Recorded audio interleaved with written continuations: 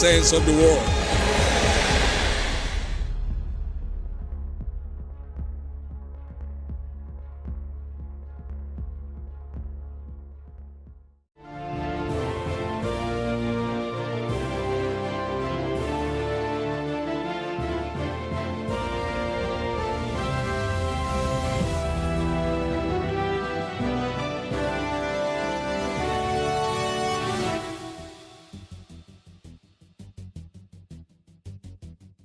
The Nigerian Army has taken responsibility for Sunday's airstrike that left many villagers killed and several others injured at Tudumbiri village in Kaduna State.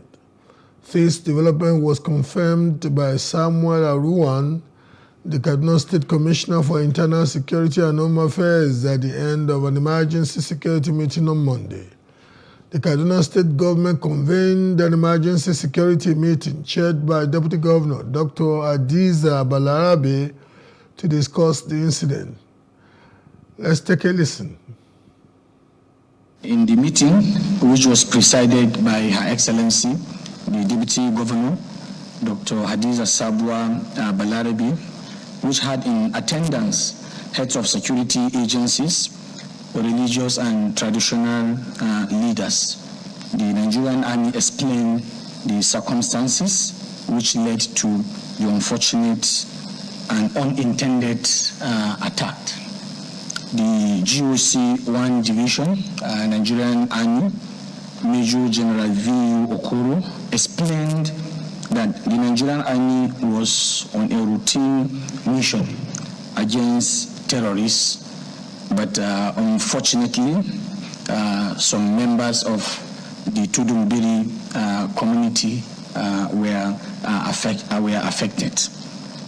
Search and rescue efforts are still ongoing, as dozens of have been evacuated to Barrow Diko Teaching Hospital by. Joining us live is Roy Okidebe, security consultant.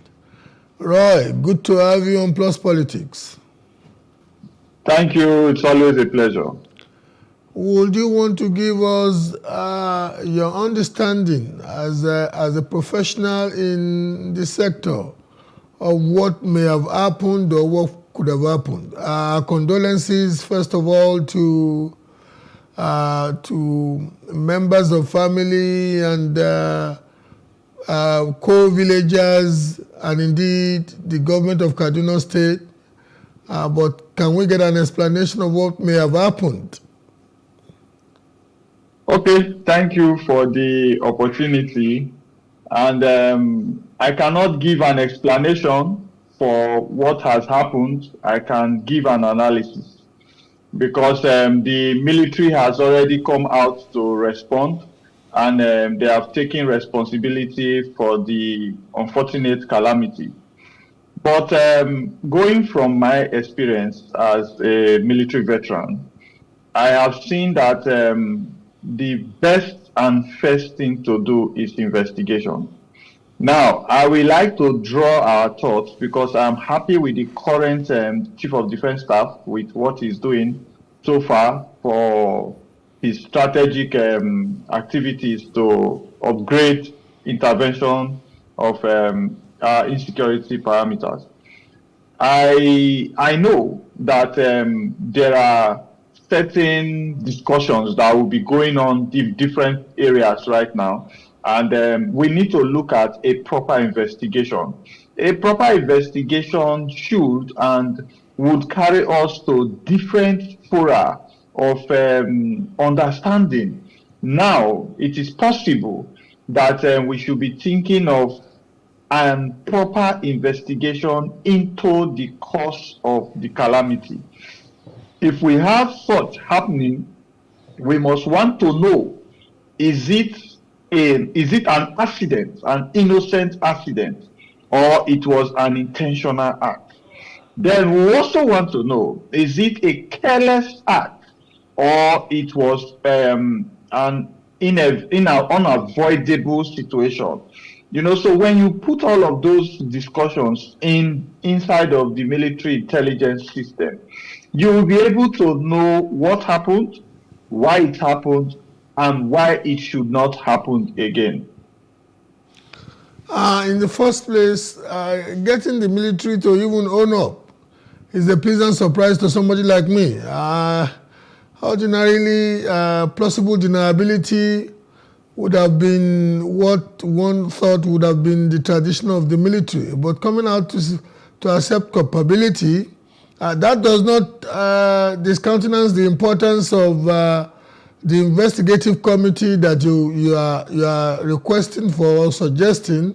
But to you, how does it sound that the military came out to own up for this? At least the army came out to own up for this even before an investigative panel or committee has been set up.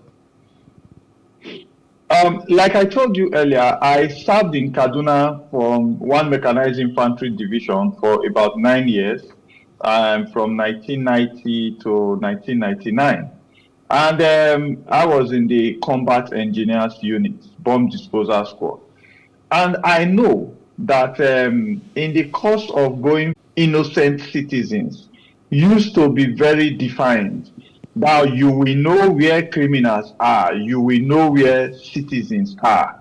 And it was also possible then to be able to tell citizens to withdraw so that the military can come in and eliminate the criminals.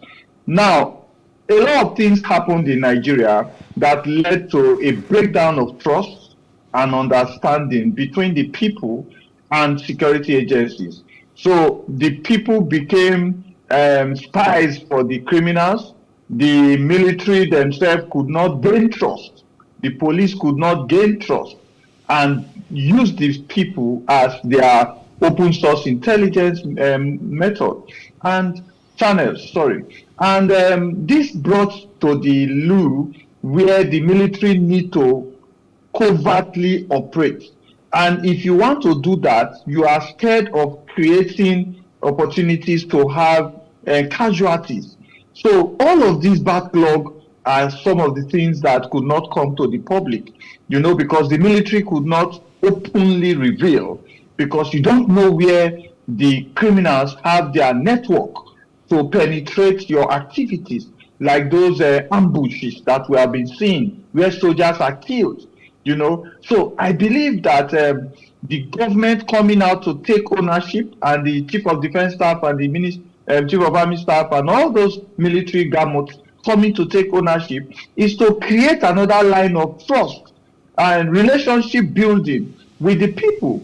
And I'm sure that this will increase the opportunities to rout out all the criminal elements in the state and identify their actual spots of hideouts, so that the military operations will be decisive. Now, we know that sometimes collateral damages or collateral calamities like these sometimes do happen. But whilst you were responding to the last question, you mentioned some very important intelligence assets. Women, as in Human Intelligence Element Asset, and OSINT, open source intelligence that using telecoms and telecommunications equipment, basic phone messages. One wonders, unfortunately you have served in the military before.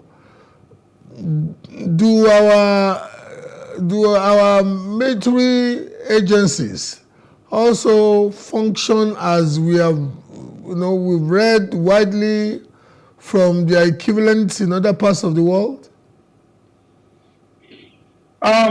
If we look at the relationship between the military and opportunities for them to generate open source intelligence and human intelligence, you will understand that there must be a center of collaboration between the immigration services, the DSS, all other police special units, that deal with information on movement of persons and persons of high interest, So you will see that these collaborations are very, very sensitive because if you remember the case of Wadume, where there was break of communication and the military and the police had an altercation that was bloody.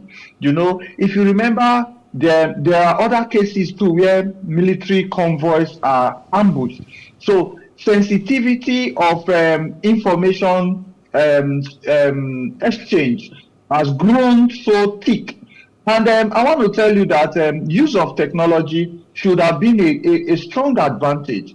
But you remember recently where an airline that took off landed in a state where it was not its destination. And that happened in Nigeria. So definitely the use of intelligence via telecommunications, via information technology, via cyber operational activities is also possibly handicapped by our abilities in Nigeria for specific and our training curriculum abilities for our personnel. So these are so many challenges that may call into our use of the web space, our lack of opportunity to have our own cyber operational basis, our data control incapacity for now. All of those things we bottle up into handicapcy and vulnerabilities. The military is always very, very concerned about protecting its personnel. And sometimes in the bid to do that, given what we have just portrayed now, in the backdrop of the sensitivity of information sharing and the fact that some elements of community sometimes serve as intelligence gathering agents for rebels and insurgents. Inevitably, in such an environment, mishaps like this. I'm choosing my words carefully because you can't explain away the fact that 30 human lives, innocent lives, have been lost. But inevitably, in the milieu of distrust, in the milieu of paranoia that one seems to have gleaned from your responses, it is almost inevitable that this kind of mishaps may happen again. How would you respond to that? In operational environments, there are accidents. Now, the casualty rate for accidents is usually reduced if there was proper incident and accident investigation. So one challenge we have is our lack of closure, proper closure, and proper implementation of resolutions. Now we quickly start to raise committees. The committees, they go into investigation and they get a resolution. Now implementation becomes a problem. Now for Peradventure, let's use this scenario for an example. Peradventure, it was a technology glitch. And the committee now find out that, oh, great, let me give you one good example. During the time of the Kaduna train abduction, the minister, Amechi, came on TV and he said that the train was asked to run without fully implementing security deterrence recommendation. So when I saw that, I was framed because we are quick to launch Nigeria Air, we are quick to launch a road project, we are quick to launch. We are not careful to implement safety and security measures. You know, that is why private security is not respected in Nigeria. If you look, right now we have the Association of Licensed Private Security in Nigeria. I'm a member, and I see the whole gamut of that association holding the egghead of private security in Nigeria. And so many of us consult internationally. I'm in Texas right now. I'm talking with so many people and we are consulting on security. But will my country take from it? So if you look at the expectations that we should have, the opportunities to deter future occurrences, then we must investigate this. We must investigate those that happened before. We must put in measures to reduce to the barest minimum possibilities of reoccurrence. Once we can have possibilities of reoccurrence reduced, then we can look at human failure. Then we can look at upgrading the curriculum and opportunities of exposure for our personnel. Then we can look at possibility of criminal intervention into the process and say, was it a terrorist attempt attack? You know, so once we can dispel all of this, we put deterrence measures, implementation, then we will say that occurrence tomorrow is to the barest minimum. You don't seem to be, you're very discreet about the way you're making the point, but any intelligent listener can glean from your remarks that you are not too optimistic that the right things are being done with a view to unraveling what may have been the cause or causes of this unfortunate mishap. And apart from that, one is sitting there thinking with defense, taking the larger chunk of budgets in recent times. In fact, the newly proposed budget, defense comes top. So are we just sometimes throwing lousy money at some of these things without the requisite cultural change, attitudinal change, knowledge change, operational change that are imperative? Professional security spirit of discernment. Now, there are things that we cannot say on air, especially with our current level of training and liaison capabilities. But one thing is sure, I appreciate your last question. You know, the defense budget that we talk about, most times, if it is deployed towards procurement and equipment, it's also usually a failure. You know, because I used to tell people, if you come to America here now, you will see that the motivation of the troops, the welfare of the troops, and the other paraphernalias like health, education for their kids, accommodation, and the care for veterans when you exit, you know, those are the people that are going to hold the gun, going to fly the jet fighter, going to operate the drones, thinking about military. So if you look at your defense budget and you generate your priorities towards procurement, then you have already started to fail. Now, let me come back to where I want to agree with you that I was trying to cut off some things. Let me open up some areas. Now, if you look at why will a military operation have civilian casualties? Why? Because there is the possibility and the reality that the criminal elements being sought after live within the civilian entities. They operate, they hibernate, they cohabit, and if that is the case, do you deploy military? Because if you look at the NSA, we have to go now. Of Interior, we really have to go. Thank you very much. Okay. Quite an interesting engagement. Looking forward to another opportunity with you. I think your intellectual persona, apart from your expertise, is very stimulating. Thank you. Thank you, sir. Okay, throwback. Kitoye Ajasa. Sir Kitoye Ajasa was a notable first-generation UK-trained Nigerian lawyer of the late 19th century and colonial government-selected legislator who made significant contributions during the colonial period as the publisher of the Pioneer, one of the earliest newspapers in Nigeria.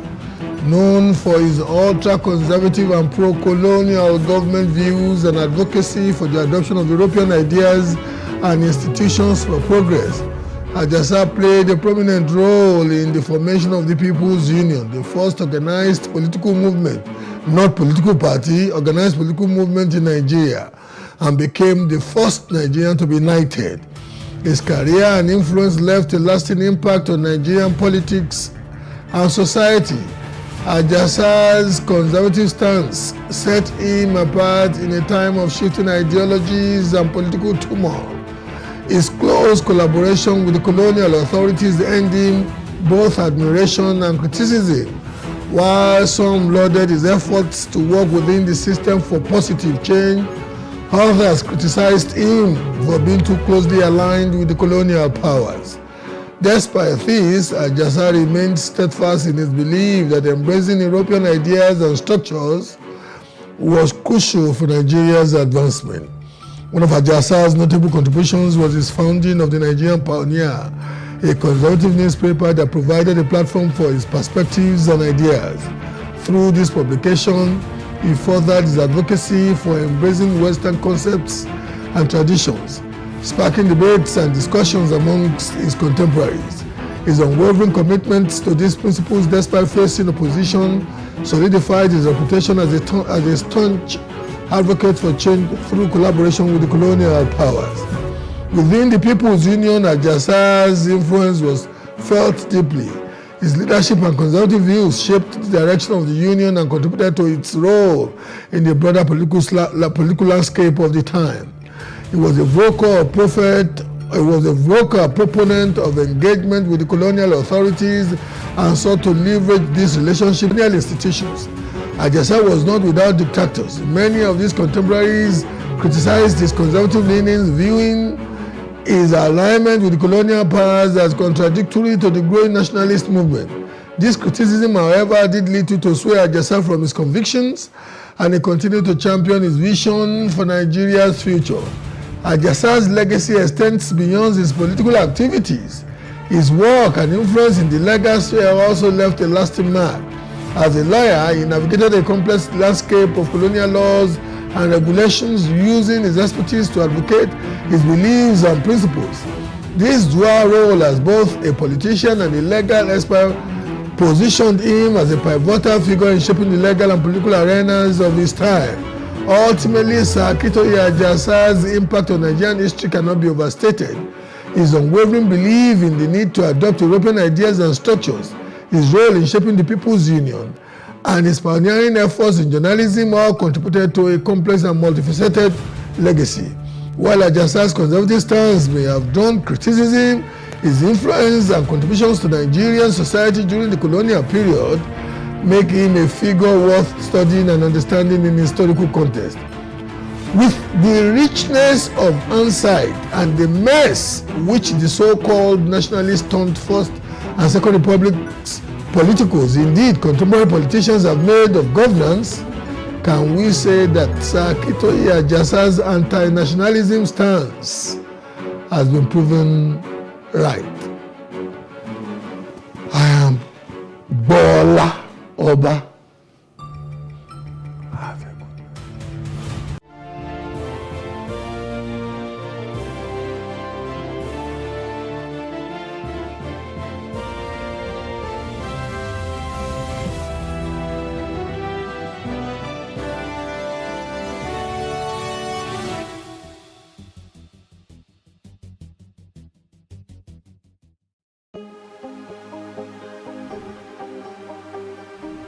Is it for upcoming artists to blow in Nigeria?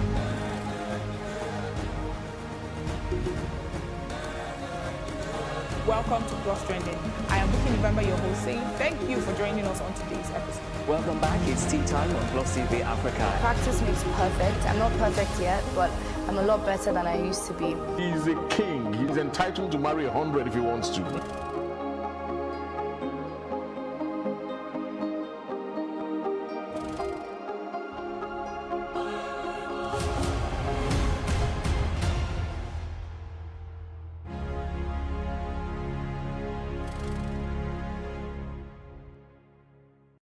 Reading is an essential habit and a culture that must be developed. Nigerians are generally believed to have a poor reading culture. The role of government in promoting reading and equipping reading spaces and libraries in Nigeria cannot be underestimated. But first, we must look at the development of reading habits from the home and the role parents play in encouraging their children. My parents, my mom used to be a teacher, so reading was obviously part of a curriculum. And then my father used to be a professor and is an author. So I started reading very, very early, and I started reading books that were higher than my age grade. I was reading African Writer series from age 7, age 8, and reading encyclopedias by that time. So if you start out reading stories even to your baby, even before they're 1, and then as they get older, buy appropriate materials that are colorful, with easy to read words, and read with them. I think that helps. Adedotun Enyade, a co-founder of Robin Heights, a leading bookstore in Nigeria, has tips for Nigerian authors and how they can improve on their work and get into the hearts of readers. The story has to be good, right? If you're writing, whatever you're writing, if you're writing fiction, if you're writing non-fiction, it has to be really, really compelling, one. Next thing would be in terms of the packaging, right? People have gone past the era where you just take your books to just about any printer to print for you. I think, publishers, self-published authors as well, they need to invest in ensuring that the quality of the book, the final output is one that would stack up with any book published elsewhere in the world. So that's really important. Then I think what would be the most important tip for me to them would be just they need to invest in marketing. The book business, like any other business, is challenging. If you ask anyone who's running the business in Nigeria, they will tell you capital, of course, right? Book selling is also, as with any other business, is also quite capital intensive. Getting to pay your rent, getting to actually buy the books and stock up your shelves when you have them. Hiring good people requires decent amount of capital. So I would say it's getting the startup funds to set up something. And then if you're looking to do it at scale like we're hoping to do, then it also requires you raising funding, which isn't readily available in commercial banks, right? I don't think a bank would say they want to give you a loan to set up a bookstore. They probably will be skeptical about the number of people who read. So for us, I think it's just I would say capital is at the top of the totem pole. It is commendable that certain individuals and organizations are making concerted efforts to revive the reading culture in the country. The government should also redesign the school curriculum to incorporate more reading activities in primary and secondary schools. Research has it that working with your spouse has an impact on your personal relationship, as some couples believe that working and building a business together has made their personal relationship much stronger, deepening their trust, appreciation, and making both the business and marriage more successful. But the question is it healthy for couples to work together?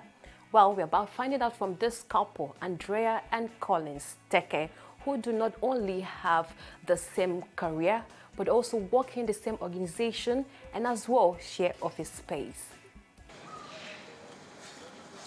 This is how these two on-air personalities resume their dream career jobs together every day. Collins and Andrea Teke were renowned individual broadcasters before they fell in love and got married. Not a few people think that relationships are hard enough to deal with on their own, and when you throw working together into the mix, it can get even trickier. One interesting thing about the Tekes is how seamless the couple anchors the same show together, a first of its kind in Nigerian radio. Lagos, Nigeria, we want to know how you're doing this morning. What is going on around your area? We want you to tell us and also scream, "What's up, Lagos?" Yes! Yes! Chest alive! They didn't always work together. Collins used to run a production studio, and it was at work that he met Andrea. I needed a female voice. The client demanded for a specific female voice that sounded a certain way. And explained it to one of my, staff or team members at the time. And he said, "No, I know this lady. This lady is, she has a great voice. She's fantastic. She's beautiful." So, the boss, you even like the babe self, that kind of thing. And I said, "Okay, let's hear." Before you know it, there was a phone call. Before you know it, and then, it was timely. She came into the studio working. She just stole the presence of the room, And I couldn't do anything. I didn't have anything in mind because at the time I was in another relationship. What happens at home? Does Andrea take up the role of a traditional African wife and mom? I'm blessed to have him. I'm not sure that I'll be able to meet up. I'm not sure that I would be able to meet up if he has not been the way he has been, that is being super supportive. I wake up in the morning and the first thing is to take care of my baby because we have a son together. The first thing is to take care of him, have his bath, prepare his meal, cook and, clean, have my own bath prepared, and then we come to work. But the good thing is he takes up the responsibility of bathing this boy in the morning. So he takes that off my duty, so to speak. Sometimes I do it while he cleans or dresses him up, and then I face the kitchen. So we share that responsibility. It's more like sharing the responsibility at home and also sharing the responsibility at work. So it makes it easy for me. It's a situation of we are going to work together. We have to leave at the same time. We meet at the same time. Get on time, and then do our show. We have to prep afterwards, do everything together. So I can't go back home and start saying, "Where's my food? Where's my food from where?" You understand? So we plan it together, and I think that pushed me to also, rise to the occasion, which is something I would encourage, especially couples, whether or not you're working together, to rise to the occasion when your woman needs it the most. Thank you. Spending time together may be good for their relationship, but this couple also faces challenges, especially in maintaining their individual identities. People will call on the show and say, "Hey, Collins, tell your wife." And the wife is right there. They call and they greet him first before they greet me. Some don't even greet me. Some don't even regard that I am on the show with him. So it dealt with me when we started initially, dealt with me mentally, dealt with me emotionally, because it felt like I am there, but still not there. Because, it took a while for people to recognize my presence, because at the end of the day, you are his wife. You are supposed to calm down when he's talking. You're supposed to be quiet when he's talking. And, this is my job. I was a broadcaster before I got married to him. And so it is my job first. And that's what people took a while to embrace. It's just something I'm dealing with. And I think that people would gradually get used to it. There are no days that we don't have, times where we quarrel, times where he's on a different cloud, I'm on a different cloud, and we have to come on the radio and talk and make Lagos happy. And do it. Kick a show. And make Lagos happy. So it's actually challenging where you have to not let the world know that you're dealing with something and come on the air and be beautiful and be excited. We sometimes forget that we're having any issue or there's a quarrel or there's a misunderstanding or there's one problem to deal with right on the show. And after the show, we're out, we're giving ourselves, that was a great show. I don't know, right? But we're fighting. People tend to just make what they make out of the situation. So whatever you present is what you get. So before you know it, your individual brand starts sinking in the joint brand. Sharing an office space requires this couple having as little time away from each other as possible, as nerves may become frayed. We have to create the fun. Exactly what I was going to say. Make it a fun filled with. That's what we do. That's what I hear. We create our fun. Go somewhere when we're alone. tensed, yeah, right, with everything happening, we go we call it decluttering. We probably go to the beach side, nobody with us, No just the both of phones. us, no phones, nothing. And we are sitting discussing what is going on in our lives as one after the individuals and also as a couple. We just declutter. What I have been having in my mind that is building up to a resentment, I tell it to him. He also tells me we find a way to trash it out. And it's a no judgment zone. Yeah, we try not to judge each other. We just say the way it is. A number of private organizations don't allow their staff get romantically linked. Collins shares his view about this. It's a world that is changing from, you know, what it used to be, making laws just because you want to make laws, but doing it for the best interest, in the best interest of those involved. So it's a question of, you know, the interest of those involved. I don't think it changes anything. If anything, couples working together has proven, at least in our own case, that it promotes bonding. It also promotes, in fact, I've been a better broadcaster, you know, from the moment she joined me on radio, and even the listener could notice that. I've been a better person, individual, even at work, you know, behaving myself, not doing anything. Because I mean, my family is here. I can't go around investing around. You know, even if I'm that crazy guy, I have to. You know, so the benefits are countless. So if I don't know what the fears are, but I think I want to talk to organizations who have such policies. I think they should review it and you know, give people the chance. I mean, there's nothing wrong for people to be in love and work together. That's right. I agree with him. The couple have advice for couples willing to work and build business together. Once you can create a great atmosphere when you're together, when no one is looking at you, when there's no camera like this one, I'm sure you can replicate that easily when there's a camera. So, but if you do not have that great life and then you want to fake it in front of people and come in and say, oh, everything is fine, hey, you know, it's a matter of time. The toxicity that's involved in it would show, and then it would affect the work. The work, yeah. So it all depends on the couple.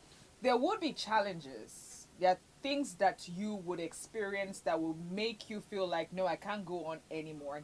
That's just the way marriage is. There are tough times that will make you feel like, yo, I cannot continue this. It's going to happen even with the business. But if you take it the way you take your marriage and say, regardless of this turbulence, regardless of the challenges, it has to work.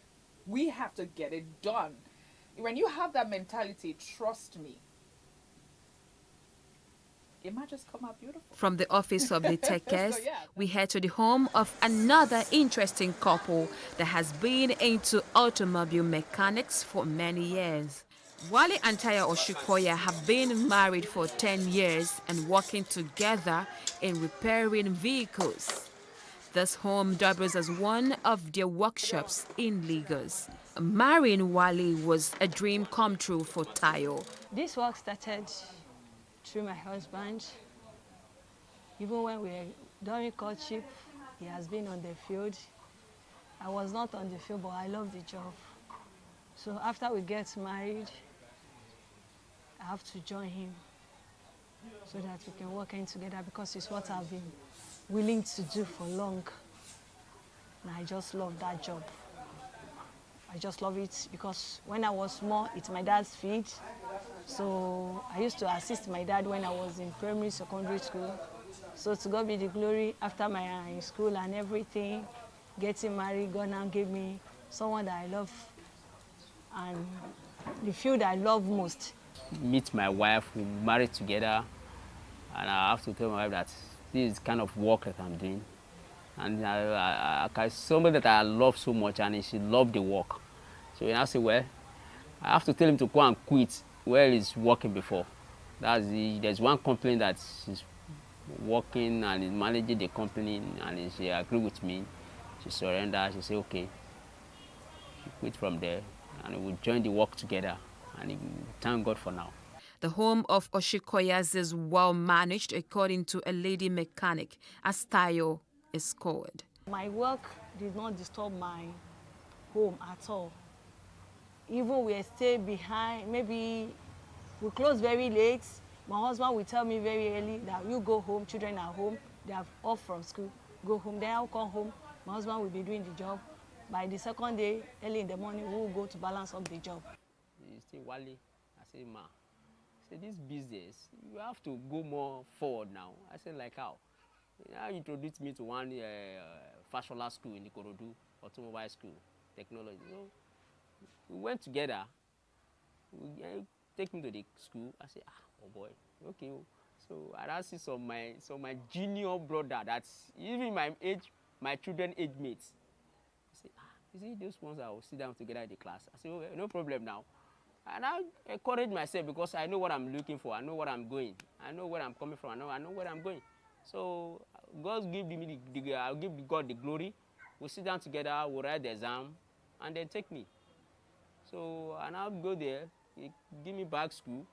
He give me my shoe. Give me my everything uniform. I take it. I go to the school. I saw some of my age mates, of my class, of my children mates. We sit down together. I say, Papa, I say, how are you? I'm your Papa. Yes. Personal and marital issue are not allowed to link into the workspace.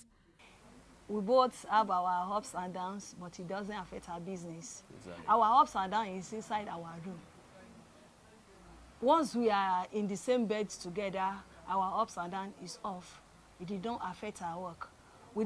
Customer cannot even see it in my face. Rather than for me to now say that, no, it's someone I love. Why will I disturb his business, or why will I disturb my business? If that thing shows in my work, that means our career is nothing. Normally, as a woman being, as a flesh, we have flesh. Sometimes we fight. We quarrel each other. I told you that, go and do this work. We say, well, I'm tired. I'm tired. Which kind tired? My friend, you have to do it too. You also, I'm your boss. Say, okay. You know that I'm tired. I'm a woman now. I say, you have to do it because you love the job. We say, okay. And you do it. Sometimes, like last week now, I said him to go and do work in Ibadan. He say, only me. I say, yes, now. You go and face the work and you defend the work. And you go. Sometimes we'll quarrel, you fight, but you will say, I will hug him back because I know that he's woman. Says some things that I'll say, okay, come outside. Leave, let me come and lose it for you. So we'll have to settle it back.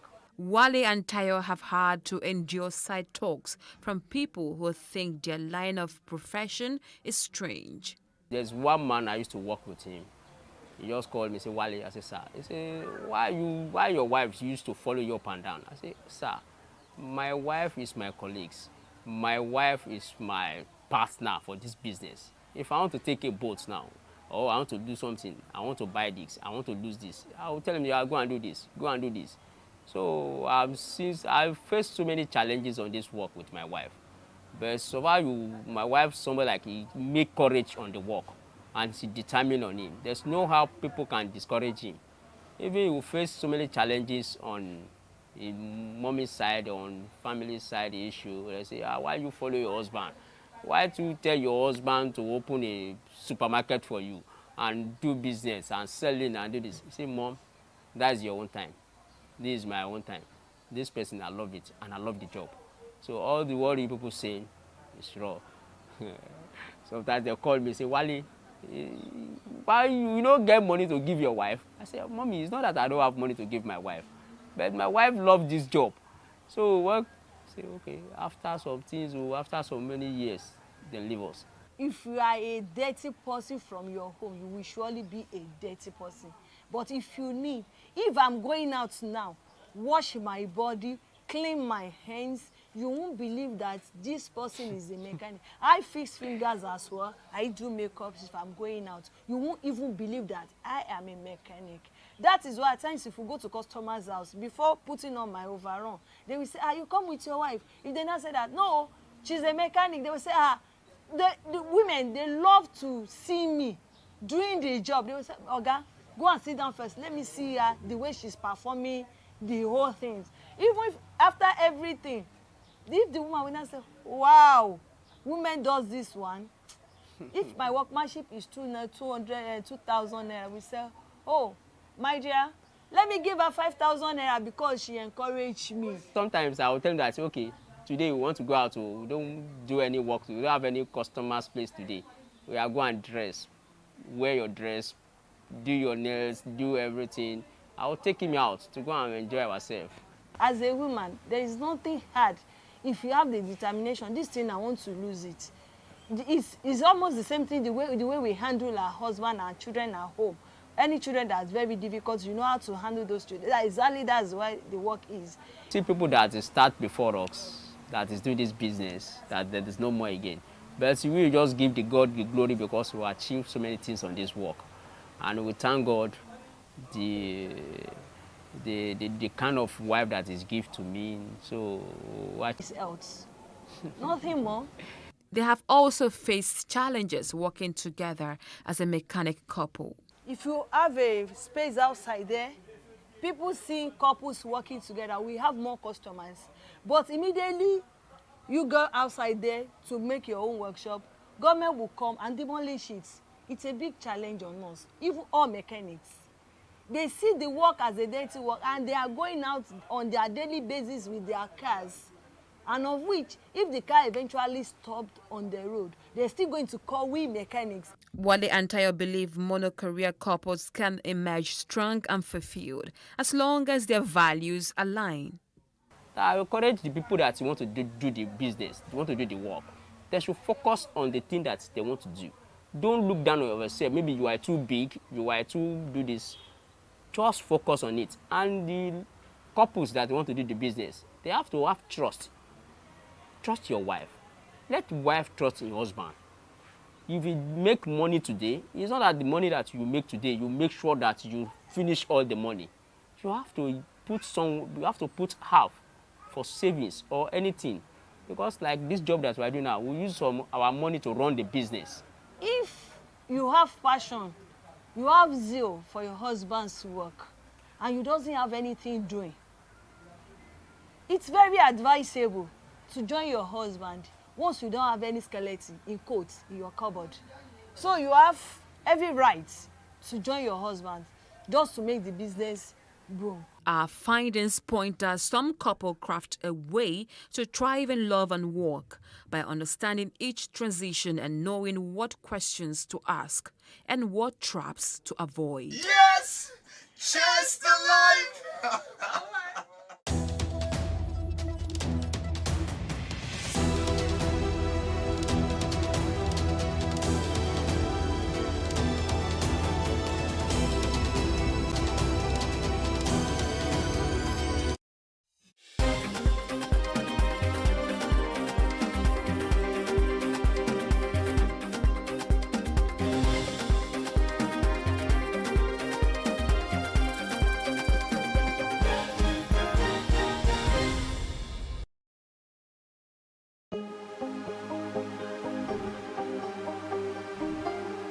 It for upcoming artists to blow in Nigeria.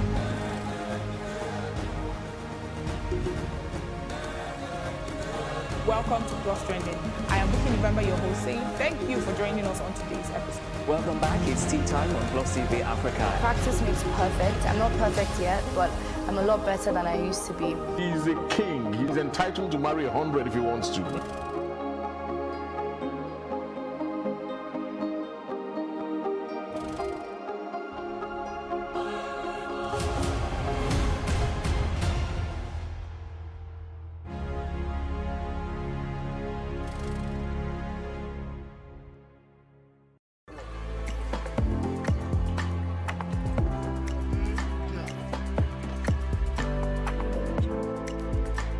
It is not the hope of this feature to blame anyone for the never-ending tension between police and the citizens.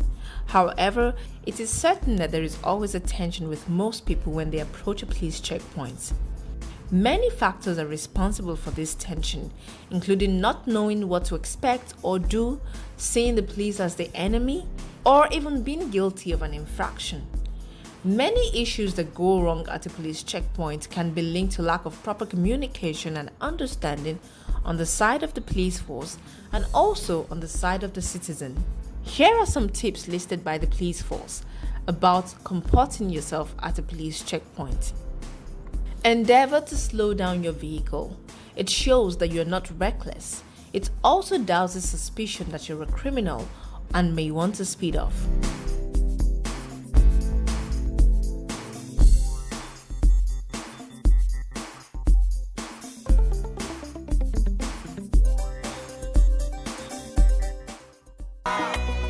Turn down the volume of your car stereo. Courtesy demands this. Besides, you are able to hear each other better. This simple act will help you win the confidence of the security operative. Keep your hands visible to avoid unnecessary suspicion or fear by the officers that you are attempting to bring out a gun or other harmful objects to attack them. Turn on the inner light of your vehicle while approaching the cops if at night. It readily sends an unspoken message that you have nothing to hide. That's the nature of your job, officer. Don't worry. That's the nature of everything will be fine. Be friendly and cheerful. Commend the officers, especially when you see them working under very unfriendly weather conditions, such as rains and harsh Harmattan conditions, excessive heat, cold, or sunshine. We know it's their job, but a little kind word from you will do a lot of good. Remember, when you smile at the mirror smiles back at you. Officer will not come down. Let's see what you do. Don't mind this. We won't come down. Endeavor to be polite when answering questions put to you by the officers. Don't dare or challenge an armed security man to a duel. Oftentimes, you hear people say things like, "Shoot me if you can." Note that this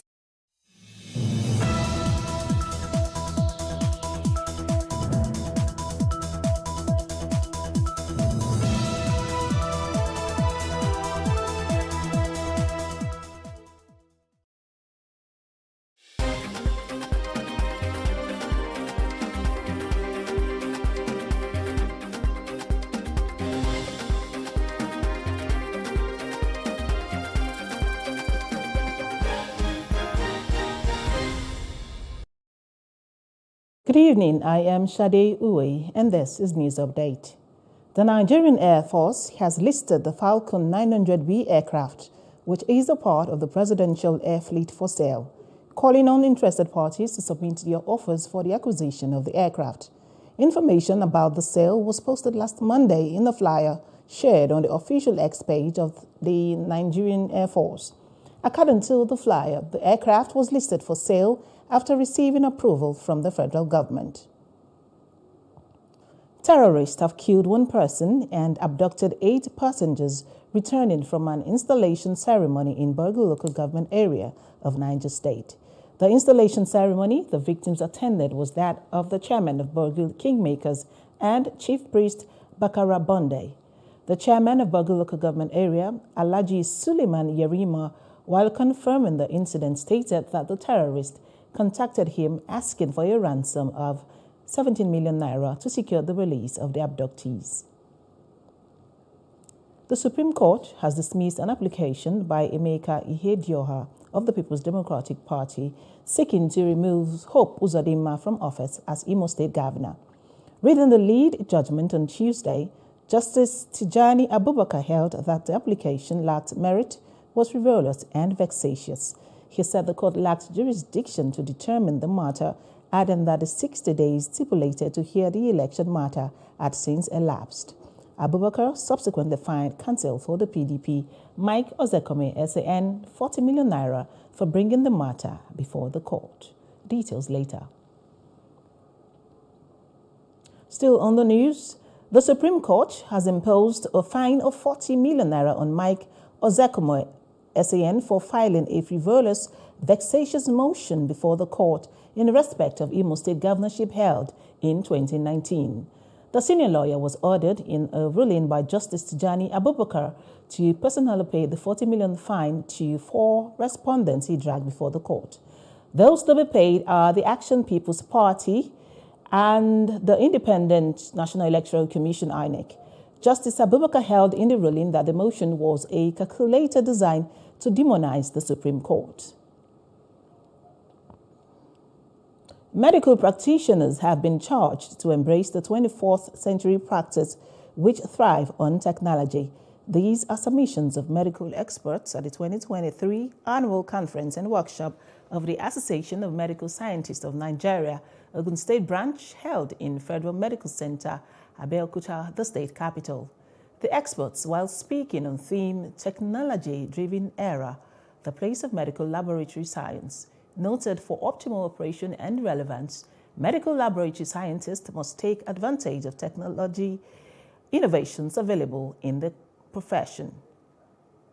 The profession as it is a profession that thrives on technology. And whether we like it or not, without technology, we can't achieve much. As at today in 21st century, there are a lot of technological innovations that have come to be. My advice for my colleagues now is that we should keep on using every opportunity we have. What we had in school is not enough, it's no longer enough to move us up. Well, government has a major role to play. So the provision is based on the government. But it's only when government is interested that they will make provisions for what the scientists will use. The technology is there, and we can't run away from it. We must embrace this new technology in solving health challenges. We would make use of the technology to the advantage of the people or the populace that we serve. Correspondent reports that the House Committee on Health, led by its chairman, Honorable Amos Mogaji, in company of Chief Medical Director of FMC, Professor Adewale Musa Olomu, led other dignitaries to grace the occasion. Now moving on to other parts of Africa. A court on Monday sentenced former Mauritanian President Mohamed Abdel Aziz to 5 years imprisonment for abusing his power to amass a fortune. Mr. Aziz had been on trial since January 25th, along with 10 other personalities, including 2 former prime ministers on charges of illicit enrichment, abuse of office, influence peddling, and money laundering. After several days of deliberation behind closed doors, the court found against him only illicit enrichment and money laundering. Mr. Aziz, 66, becomes one of the few former heads of state in Africa to be convicted of illicit enrichment while in power. The death toll from landslides and flooding triggered by heavy rainfall in northern Tanzania climbed to 68 on Monday as rescue workers searched for trapped survivors. Torrential downpours at the weekend washed away vehicles and brought down buildings in the hillside town of Katash, 300 kilometers north of the capital, Dodoma. Images broadcast on television showed debris from houses, including furniture thrown across streets, with key roads, power lines, and communication networks disrupted. Tanzania's Prime Minister Kassim Majaliwa on Monday paid tribute to the victims during the ceremony in Katash to hand over their remains to their families. And in outside Africa, Israel ramps up attacks across the Gaza Strip, including near hospitals and in the south of besieged enclave where ground operation is intensifying. The Palestinian Red Crescent says it lost contact with its team after telecommunication services cut off in Gaza amid Israeli bombings. At least 15,000 Palestinians have been killed in Gaza since October 7th. In Israel, the official death toll stands at about 1,200. And in business news, Nigeria's foreign trade in the third quarter of 2023 rose by 53.16% year-on-year to 18.80 trillion naira. This is as crude oil revenue surged by 83.23% to 8.54 trillion naira in the quarter under review. In the third quarter of 2022, total crude oil sales amounted to 4.66 trillion naira. Buoyed by an increase in trade activities in the period, total exports increased by 60.78% to 10.35 trillion naira, according to the National Bureau of Statistics Foreign Trading Guild Statistics Q3 2023 report. The report released on Monday read in part, Nigeria's total merchandise trade stood at 18.80 trillion naira in Q3 2023. The value indicates an increase of 54.62% over the amount recorded in Q2 2023, as well as by 53.16% when compared to the value recorded in Q3 2022. In entertainment, Nigerian comedian Buchi OJ has announced that he has finally been granted access to his kids. We recall that Buchi recently called out the parents of his estranged wife, Ruki, for allegedly denying him access to his kids. He alleged that his ex-parents-in-law were demanding money from him before they could grant him access to the children. The comic actor wrote via his Instagram page on Monday that he has been granted full access to the kids that he's better in all things. Thank you, everyone, the good, the bad, and the ugly.